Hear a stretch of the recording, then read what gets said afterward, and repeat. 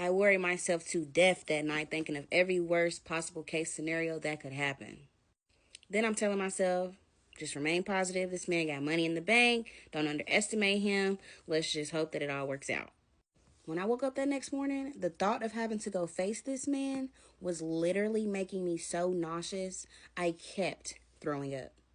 I hadn't talked to anyone about the situation, so by then I figured that it was time to confide in a friend about it. After telling them about what was going on, about how he was acting and what he was saying, now my friend is asking me, well, is this man a felon? Who is he? Is that even his real name? Asking me, what do I really know about this man? They told me that he had no right to try to exploit me with the photo, all because he created a debt that he was not trying to pay. They also started digging into me, talking about how I could get into so much trouble about what I had got him and that I had needed to get that back. After speaking with my friend, I told him to call me when he had got up because I needed answers about what was going on and who he actually really was. He called me about an hour later and I'm asking him, is your name your real name? Are you really from where you say you're from? Are you a felon? I asked him what type of business does he do and if he wanted to just get all that stuff just to basically sell it. He does not like me asking him all these questions, so he says, are you police? Why are you questioning me? Are you even coming to get this money, or are you playing games? He's talking about how he had just woke up and how he doesn't want to hear all that, and that now I don't have a choice but to come today to get the money, or that I wasn't getting anything at all. I even suggested that he could just send me the money so we don't even have to meet up and do all that. And he told me that he only had money in hand and that I didn't have no other choice but to come pick it up if I wanted it. I told him again about how I didn't want any problems and that I would be on my way. The moment we hung the phone up, I threw up again. Like the entire time we were on the phone, I was literally just sitting there nauseous, sick to my stomach. I could barely even talk to the man. By then, I done threw up so many times, I don't have anything on my stomach, so now I'm throwing up stomach acid. Of course, I hadn't ate anything, and of course, I didn't have an appetite to eat anything, so I was just trying to push through it. I tried to lay down and get some rest because I knew it was an hour and a half drive, and the way that I was feeling right then in that moment, I was not making it. I figured since I wasn't feeling good, I was like, hey, let me ask him if he can meet me halfway because he's probably got his car back now.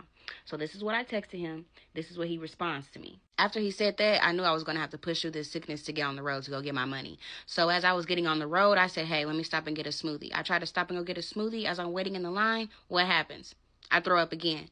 This time when I threw up, it was blood. And I was like, oh no, I've never thrown up blood in my life. And I was so concerned. And of course, I'm trying to prove to him that I'm not lying about being sick. So here I am sending him a picture of the blood that I threw up. I told him what was going on and that I was taking myself to the hospital. Once I got there, I was so bad off. The nurses recommended me to reach out to a family member to come pick me up. That wasn't something that I wanted to do because I did not want to involve anyone in this dumb situation that I had just put myself in. I knew if I told my family that they would be so disappointed in me. I knew they would support me, but I knew they would be disappointed in me. I didn't have a choice, so I called my mom. My mom comes, and when she comes, of course, she laid the law, and she was like, tell me what was going on. I told her, and she supported me like any other mom would do. As we left the hospital, she told me I was not going back home and that I was coming to stay with her until I got better.